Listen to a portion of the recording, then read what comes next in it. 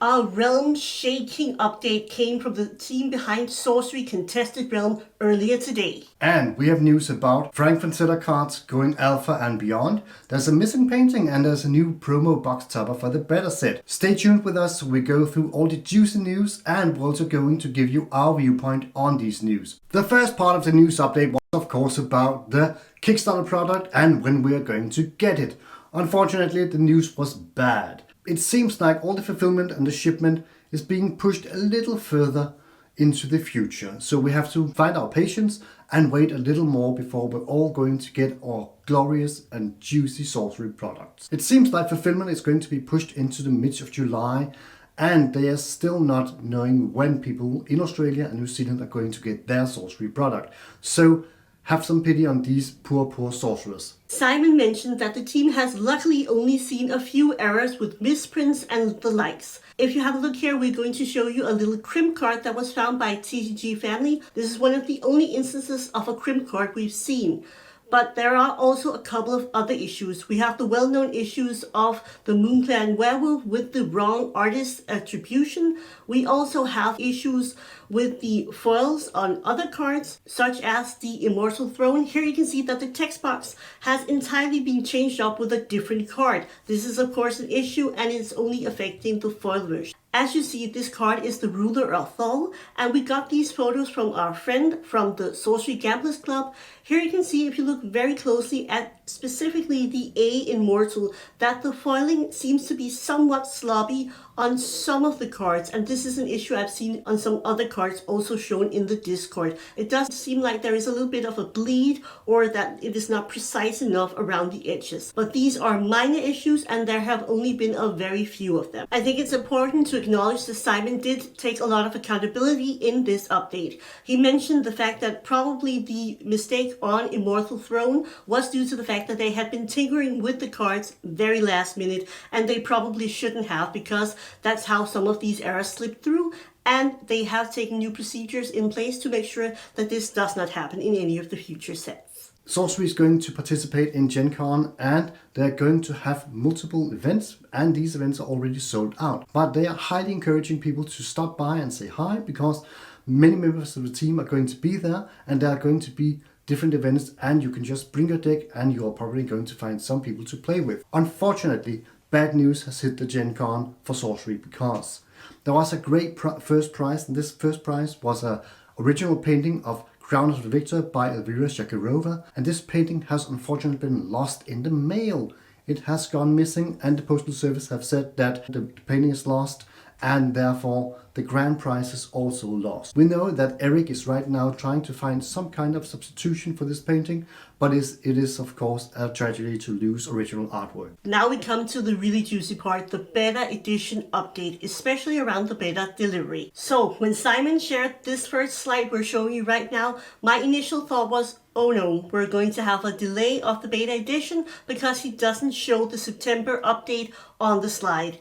And I was right, but luckily only by a little. It's not a huge delay, but there is some delay. One of the things that Simon mentioned around this that I think is a key factor that you should take away with you is that they are admitting they probably shouldn't have had a soft launch for the beta pre-orders. It was a bit premature and it might have taken some focus away. Sorcery is going to make a hard launch on the 10th of July for the beta product, and they are going to look at more distributors all around the world. There's also going to be some sort of store kit. We don't know what the store kit entails at this point, but we of course hope that it's going to entail maybe playmats, cards, decks or the like. And this will probably be something that will entice you to go down to your local game store and have a game of Sorcery. So they will release more information about what store kits are on the hard release date of 10th of July. There's going to be a buyer box promo. This buyer box promo is going to be another Frank Frazetta card, and the art on this card might also hint us to when we think that the beta set is going to be released, because it's very Halloweeny in its theme. So that means that we're going to have 3 different buyer box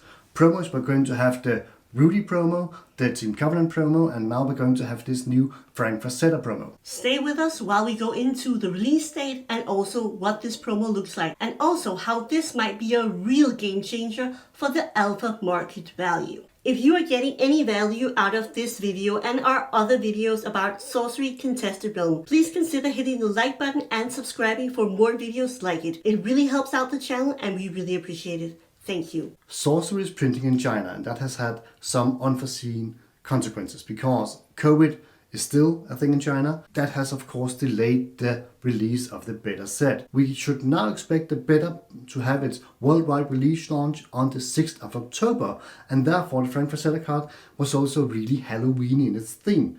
We see the Headless Hunt, and the Headless Rider is actually lifting its own head, and this head is a pumpkin. Frank Frazetta cards might also be a really hot thing because it was also revealed that the art from the Frank Frazetta estate was only licensed to be in the alpha product. This could make a real difference to those of you, Canadians, Americans, anywhere around the globe, pulling some Frank Frazetta cards, especially if you get one that's unique and maybe even foil. You might want to consider, what is this card worth, and is this something that I really want for my collection, because they will be rare and exclusive to the alpha Kickstarter product. The thing about buy a box promo cards here in Europe is that they can be actually quite problematic, and you might consider why, because why isn't just a great thing to get a promo card?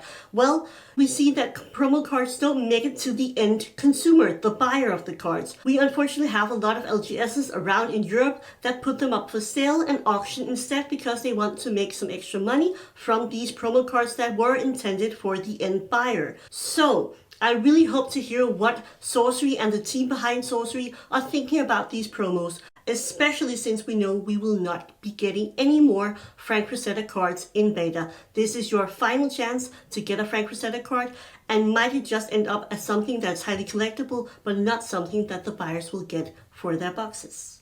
Simon also said that the innkeepers, the original backers that has really helped support Sorcery in its Kickstarter phase, are going to be rewarded for their patience and their support. And this reward is going to be that they are going to be allocated first when beta hits the shelves. In the news video, it sounded like the product for beta might be unlimited, but Simon had clarified that this is not the case. It is not an unlimited product, and there is limits as to how much you can actually order. So with the hard launch, we're going to have a pre-order that's going to go from 10th of July until the 10th of August, which is just after their appearance at the Gen Con. But one thing you should note that Simon said in the video that wasn't perhaps very clear is that they might have to cut it short. He said, because frankly, we might sell out before the end of this allocation period. So what does that actually entail? Does that mean that they are kind of scared already that they haven't printed enough beta? That is very interesting news for all of us. Speculation about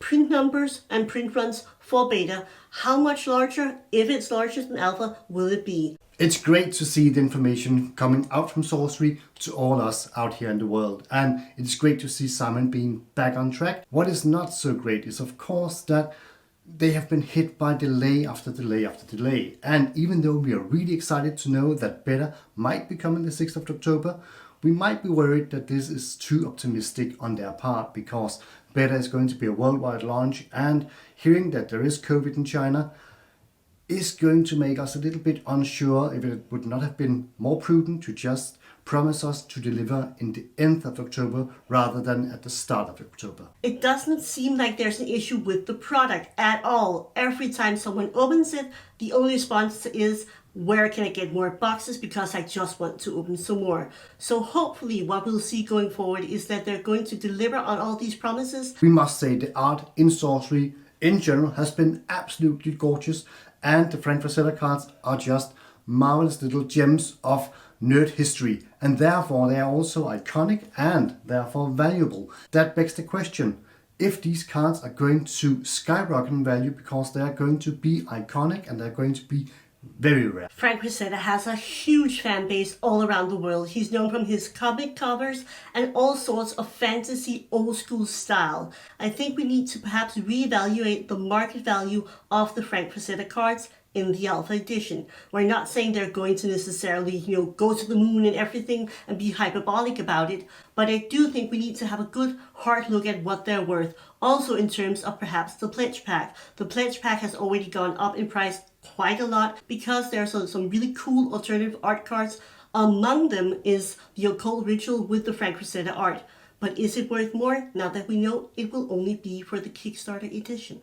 So speaking of the art, you might not have seen all those really cool curio cards. Remember, curio cards are rare, special cards that are very limited, and they show the creation of sorcery as a TCG. So go have a look at this video up here where we reveal the 4 curio cards that have been pulled so far. And I also wanted to thank each and every one of you watching, engaging, liking, and commenting. It means a huge amount to us and also to the channel's growth. A special thanks go out to every one of you who have decided to become a member on the YouTube channel. It makes a huge difference to us and we really appreciate it. Thank you so much.